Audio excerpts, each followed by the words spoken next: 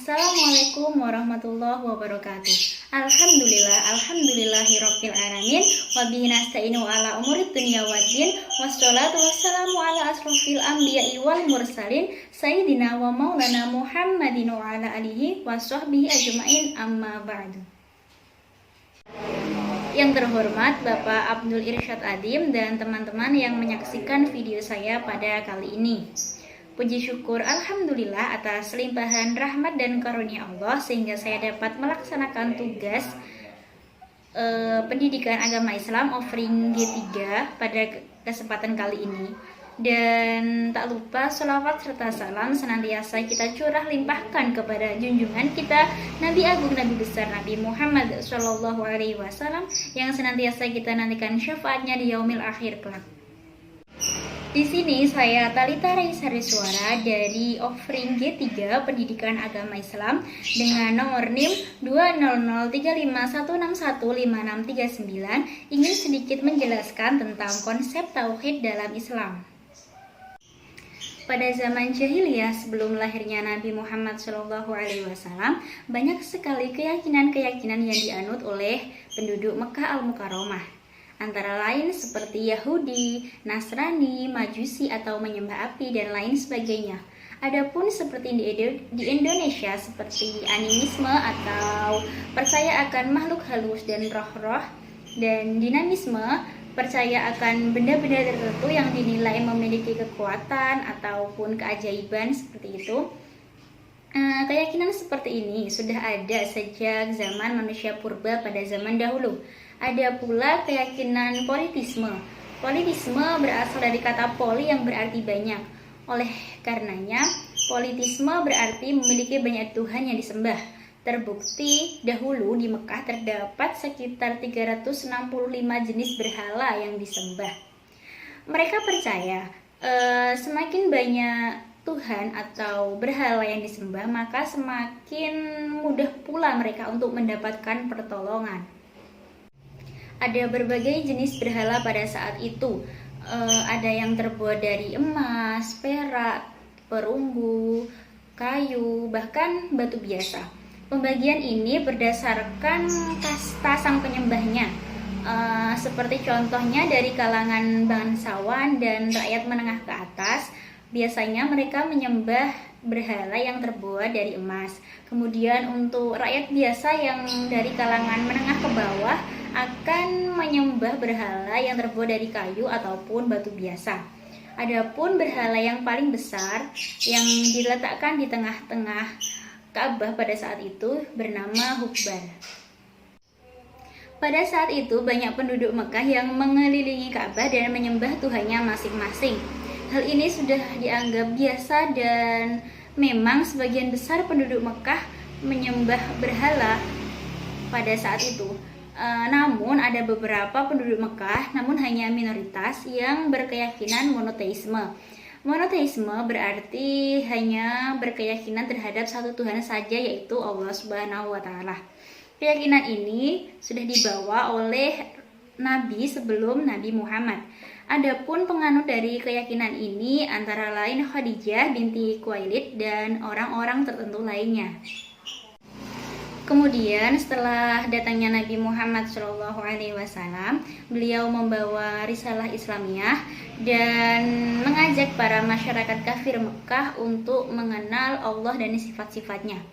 Beliau mengajak dan memperkenalkan Islam dengan cara yang sangat indah dan menyenangkan agar para penduduk Mekah mudah untuk menerima ajaran tersebut.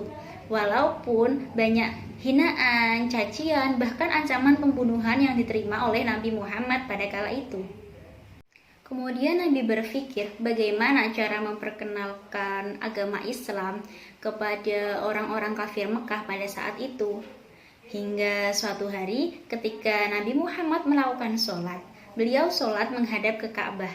Dan orang-orang kafir Mekah yang melihat pun terheran-heran dan bertanya-tanya, sebenarnya bagaimana wujud dan rupa Tuhannya Muhammad, bagaimana bentuk Tuhan yang disembah oleh Muhammad seperti itu.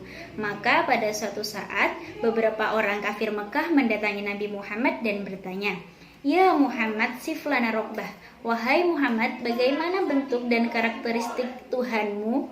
Apakah mereka sama seperti yang kita sembah, yaitu terbuat dari emas, perak, ataupun perunggu? Maka Nabi Muhammad tidak langsung menjawab, melainkan menunggu wahyu dari Allah. Kemudian Nabi Muhammad mendapatkan wahyu dari Allah yang berupa Quran Surat Al-Ikhlas dari perantara Jibril.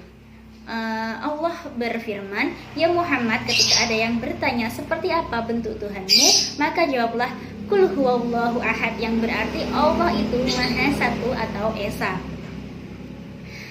Ayat ini menegaskan untuk para orang-orang kafir Mekah yang menyembah beberapa Tuhan atau yang berkeyakinan politisme.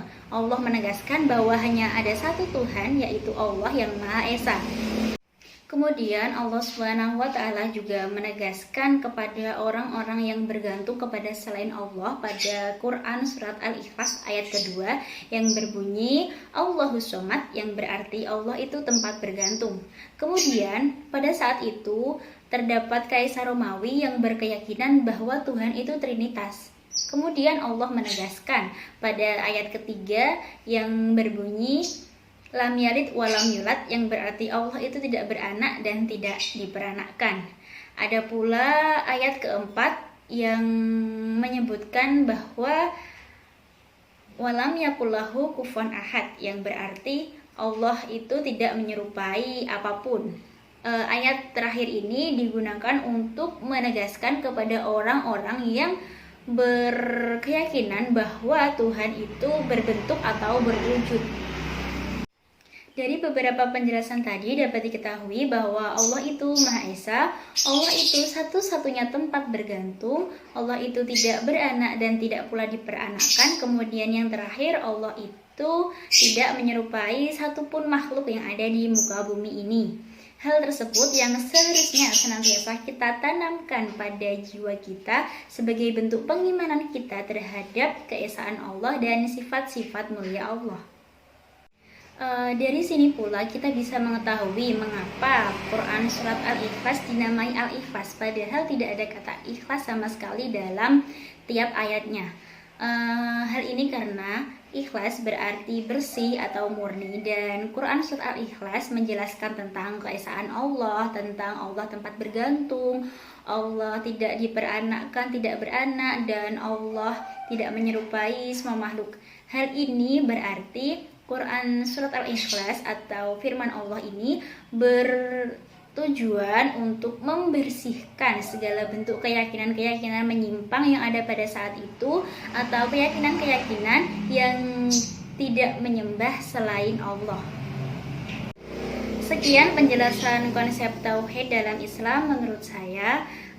Untuk perhatiannya saya ucapkan banyak terima kasih, dan kurang lebihnya saya mohon maaf. Ilal liqa, akhirul kalam, wassalamualaikum warahmatullahi wabarakatuh.